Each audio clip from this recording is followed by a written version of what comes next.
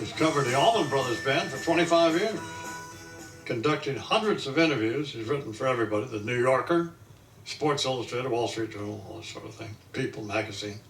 His new book is called, published by St. Martin's Press, it's called One Way Out, The Inside Story of the Allman Brothers. Please welcome to the program, Alan Paul. Good morning, Mr. Paul. Good morning. Thanks for having me. How are you?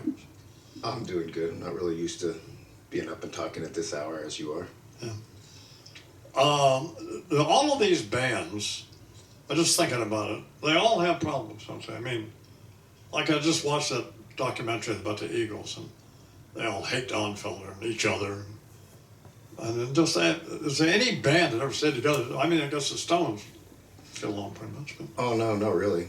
I think Keith and Mick have gone years without speaking with one another. No, so the Allman Brothers are particularly interesting because everybody likes the Allman Brothers. I mean, even people who don't know much about them, like me, still like them, you know. So why? How were you able to get access to them and get them to agree to do this? One step at a time. You know, I started covering the band in 1989. They had just reformed with Warren Haynes, I think, is a regular on your show. I love him. Yeah, he was a hot young guitarist at the time who nobody knew coming up, and they had just reformed. I was just getting my career started. I had always loved the band, going back to when I was 12 years old, and I chose Duane Allman as my great American to write about in the 8th grade social studies class. And so I was very excited to write about them, got to know them. Then I started working at Guitar World, and just one thing after another, they liked the stories. They trusted me because I would primarily talk about the music. And when I would talk about the other things, and I think it carries through to the book, it's about how it affected the music. I didn't really want to talk about gossip just for gossip's sake. Oh, when they got back together, 89, was it? 1989, yep. For 20th anniversary tour. They'd formed in 69. Okay, so when did they break up? Which time? Well, yeah, they formed in 69. They broke up in 75, 76. Then they got back together in 79. They broke up in 82. That 79 to 82 run was really the only time that was sort of embarrassing. So nobody really knew what to expect. Why was it embarrassing? Well, it's the one time when the music really didn't stand up to the tradition of the music, and I think a lot of it had to do with, they did one pretty good album when they first got back together, then their record company kind of flamed out, and they signed with Arista Records, run by Clive Davis, who had also signed the Grateful Dead, and they were sort of in the process of trying to make all these great old bands sound new, you know? Why would you want to sound like you were from 1971? Let's get some synthesizers in there, get some pop songwriters in. Sure. And, you know, it was sort of the normal stuff that's happening. I mean, probably the most embarrassing moment in the band is when they appeared on Solid Gold. And you can, you can watch Marilyn McCoo interview Greg Allman. It's pretty painful. When did Duane Allman die? Duane Allman died in 1971, so he was only with the band for 2.5 years. Yeah.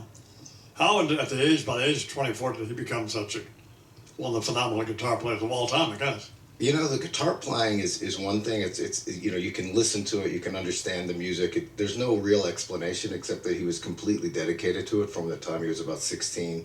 He dropped out of school. He was just completely driven. But what really struck me in writing the book, I mean, I think I understood his musical legacy pretty well, was just how vibrant of a person he was. You talk to these guys, members of the band, but also just other people who were close to him, and it's as if he walked out of the room a week ago or yesterday. Wow. He remains such a guiding force for them. Who caused all the problems? Dickie Betts, is that the catalyst for all this? Well, I'd say nobody has their hands completely clean, but Dickie clearly was a difficult guy to deal with. Yeah. I mean, you know, it's no secret that Greg has really struggled with various addictions, and so at times he was sort of checked out, and that allowed Dickie to just more and more take power.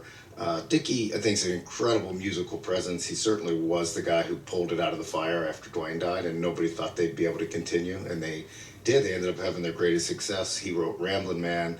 He wrote Jessica. Great music in the void of Duane. He's a pretty good guitar player, you think? Or? Dickie's a fantastic guitar player, and he's as good as Warren Haynes, or better? You know, they're so different that it's really hard to compare. I'd say Warren is definitely more versatile. Warren you could throw into any situation, he would sound great. Dickie's much more of a stylist. He has his style, but that style he created is so unique. It's relatively simple, it sounds like. I mean, you know, a lot of guitarists could play that way, but not with that touch, not with that tone, and they didn't invent it. Alan Paul, whose book One Way Out, The Inside Story of the Allman Brothers, Sounds fascinating, you know. Any surprises for even for you?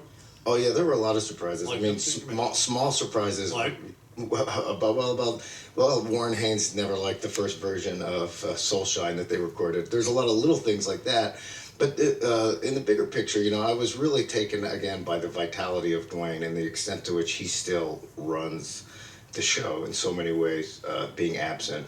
I was also surprised to learn just how close Dwayne Allman came to quitting the Allman Brothers in 1970 and running off with Eric Clapton, Right. Eric and the Dominoes. well, they were enamored of each other, weren't they? Right, they were very enamored, and Dwayne really lit Clapton on fire for Layla and that whole album. Sure. And of course I knew that, but I didn't realize that at the end of it, Clapton gave him a very real offer to come off and join the band, and he very nearly accepted it. Well, it sounded like a fascinating book, and Thank you. There's no end of interesting stories. oh with God, I this guy, imagine. so.